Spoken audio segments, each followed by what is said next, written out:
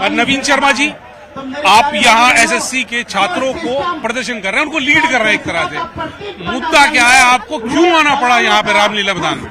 Sir, मुद्दा ये है कि अभी एसएससी पहले एग्जाम कराती थी टीसीएस कंपनी। इस बार क्या हुआ, एक एडीक्विटी कंपनी को ये टेंडर दे दिया गया। किस आधार पर दे दिया गया? इस आधार पर दे दिया गया कि एडीक्विटी ने कम बिड लगाई है, कम पैसे में। तो इसका मतलब तो सर ये हुआ कि कोई कल को ये बोल देगा कि यार मैं 1/4 खर्चे में सड़क बना दूंगा देश की, तो आप इसको टेंडर थोड़ी ना दे दोगे। सरकार का कमीशन का ये काम है कि वो स्क्रूटनी करे इस बात की कि भाई ये जो परीक्षा कराएगी ये एक सही संस्था भी है नहीं। और वो सर 2022 में एमपी टेट एग्जाम में, एमपी पटवारी एग्जाम में वो एक बैन कंपनी रह चुकी है। अच्छा, एडीक्विटी भी ले लेती है, एडीक्विटी के पास व्यवस्था ही नहीं है। वो वेंसिस को नाम की कंपनी को दे देती है एग्जाम को कंडक्ट कराने के लिए, और वेंसिस को दे देती है लोकल वेंडर्स को। आप समझिए एक साइबर कैफे वाला जिसके पास 10 कंप्यूटर है, वो आज बच्चों का एग्जाम ऑर्गेनाइज करा रहा है। एग्जाम में दिक्कत ये है कि एग्जाम का सेंटर ही दे रहे हैं कई सौ किलोमीटर दूर। आज उस वो बच्चे के पास जिसके पास अपने पढ़ने के लिए व्यवस्था ही नहीं है, उसका सेंटर आप एक दिन पहले देते हो कि आपका सेंटर यहाँ से 1200 किलोमीटर है, आपका सेंटर 1800 किलोमीटर है। बच्चा वहां पहुंचता है तो उसका सेंटर आप बदल देते हो। सर, फॉर्म भरने से लेकर के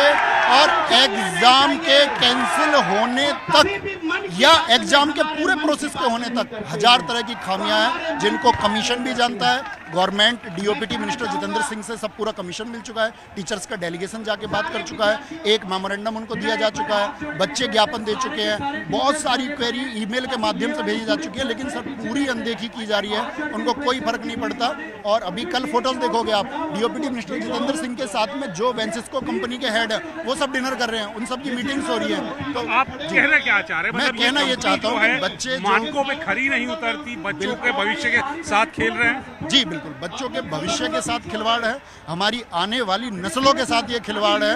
और सरकार के पास में ज्ञापन पहुंच चुका है, डीओपीटी मिनिस्टर जितेंद्र सिंह जी के पास में ज्ञापन पहुंच चुका है। उस ज्ञापन को पढ़ें अच्छे से, आज भी चाहेंगे ज्ञापन दे देंगे, लेकिन ये बच्चे तब तक डटे रहेंगे जब तक इनको फुल एंड फाइनल एक आपका कोई भी ऐसा निष्कर्ष इनको नहीं प्राप्त होगा कि भाई ये कंक्लूजन निकाल लिया और अब हमारी चीजें ठीक हो जाएगी। तो मतलब अब ये आंदोलन यहीं से जारी रहेगा रामलीला में तक? ये आंदोलन जारी रहेगा और जब तक इन बच्चों के फेवर में डिसीजन नहीं आ जाता है। और क्योंकि ये लोग अब ये नहीं कहेंगे कि इनसे कोई वादा कर दिया जाए, तो ये वादे को भी नहीं मानेंगे। अब जो बदलाव होगा ये उसी को मानेंगे। कहाँ से बच्चे आए हुए? ये सर यहाँ मैं अगर आपको बोलूँ पूरा नॉर्थ इंडिया का बच्चा यहाँ है, अभी आना शुरू हुआ है आज, और कल तक यहाँ लाखों बच्चे हो जाएंगे।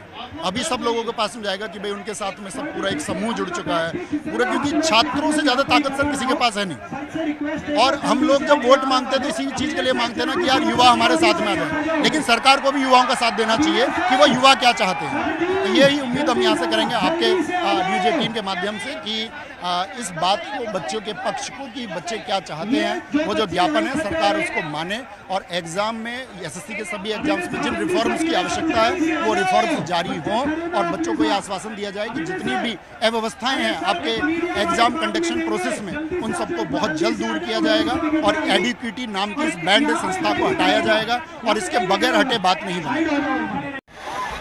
क्या हम उसको फॉलो करेंगे या नहीं करेंगे? हमारे मांग को लेकर के जो रास्ता है और उस रास्ते पर चलने के लिए अंतिम लक्ष्य यही है कि हमको मंजिल पर पहुंचना है। तो हम अपनी मंजिल पर पहुंचने के लिए मेहनत करेंगे या नहीं करेंगे? खाने के पैकेट क्या तुमको लालच दे सकते हैं? मेरे देश में भगत सिंह जैसे व्यक्ति लगातार 81 दिन की भूख हड़ताल और कुल मिलाकर के 121 दिन की हड़ताल, वो हड़ताल इसीलिए की कि इस देश में व्यवस्थाएं बदलेंगी। इस बार 81 दिन की हड़ताल इस बात के लिए की, इस बात के लिए की कि मेरे देश में व्यवस्थाएं बदलेंगी।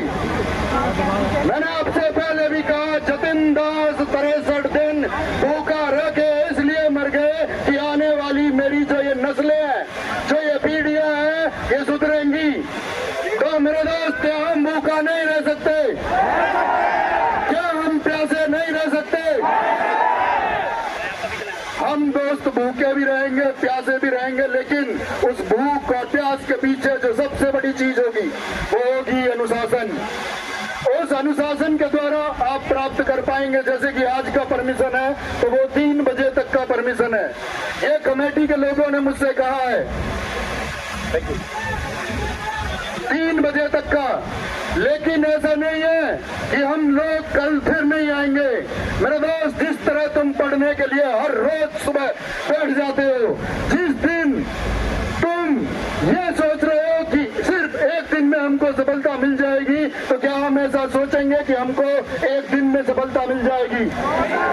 हमें सोचना होगा जिस तरह आप साथी हर रोज उठे थे अपने भविष्य के उस सपने को सच करने के लिए, उसी तरह इस आंदोलन के लिए भी हम हर रोज उठेंगे, हर रोज उठेंगे और हर रोज बैठेंगे।